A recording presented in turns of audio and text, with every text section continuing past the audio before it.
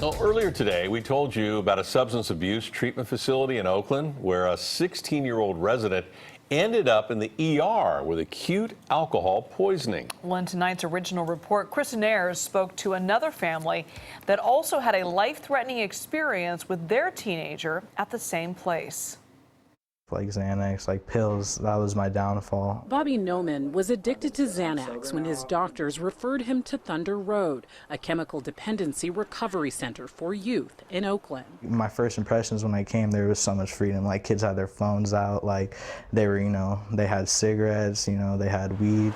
He says it was easy to go AWOL and hook up with his dealer. It was just free for all. They didn't even call the cops or anything. In a matter of weeks, Bobby says he fell deeper than ever into his addiction, something his mother, Malika Giorga, noticed. I go in, my son, he looks worse and worse physically. One day, Bobby left Thunder Road, went home, and spent the night.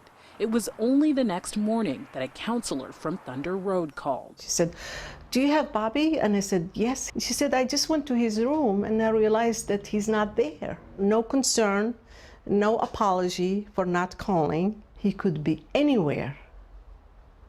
Shot, hurt somewhere, but they have no idea. Likely my son, he came directly to me.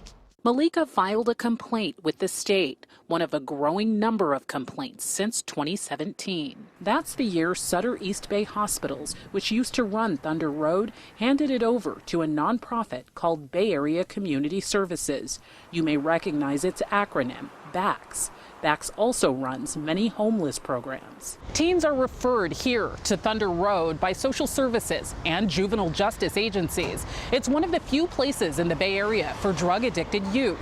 But we discovered something strange. There are currently no residents here. It doesn't surprise me. Meet Alameda County Chief Probation Officer Wendy Still. We had a few incidents that occurred last year that I was very concerned about, and I made a decision to no longer use Thunder Road as a provider. She says there were occasions when her department was not notified that youth were missing. One of the major consideration I always have, do I feel kids are safe? Do I have confidence that the facility basically is providing a safe place for at-risk youth that the county is responsible for? And at Thunder Road? I don't have that confidence. The lack of residents has come to the attention of the Department of Social Services. An inspector made a recent unannounced visit to find out what was going on. We don't know what he found, but the situation could also jeopardize a potentially profitable deal we discovered BACS got when it took over Thunder Road from Sutter.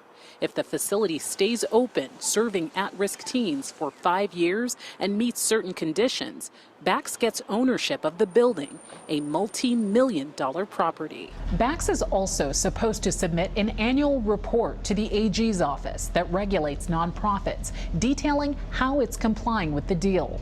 We put in a public records request and got these back, two identical two-page reports from fiscal years 2018 and 2019, in which BACS claims it's complying with everything.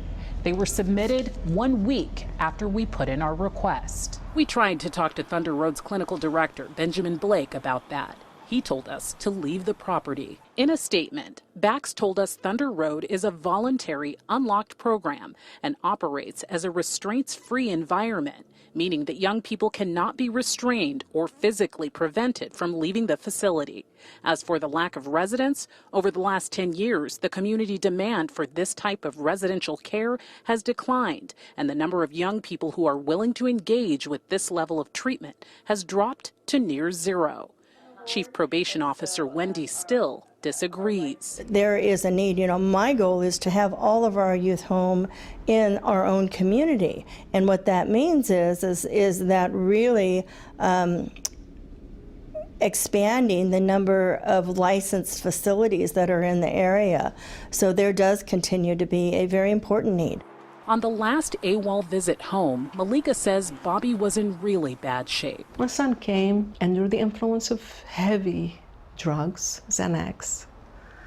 So that's when I gave up. She pulled Bobby out of Thunder Road and sent him to a locked rehab in Utah. He's back home now and 3 months sober. Only negative came out of this place, so like Thunder Road really just pushed me back when I could have been going forwards. Though Thunder Road doesn't have any clients currently in residence, BACS says their outpatient program for teenagers is full. In their statement, BACS also says Thunder Road stands firmly behind the work they've done for thousands of youth and families over the past 32 years. However, BACS has only run the facility for the last 2. You can read all of the company's statements online at KPIX 5. Liz and Ken. All right, Kristen, thank you.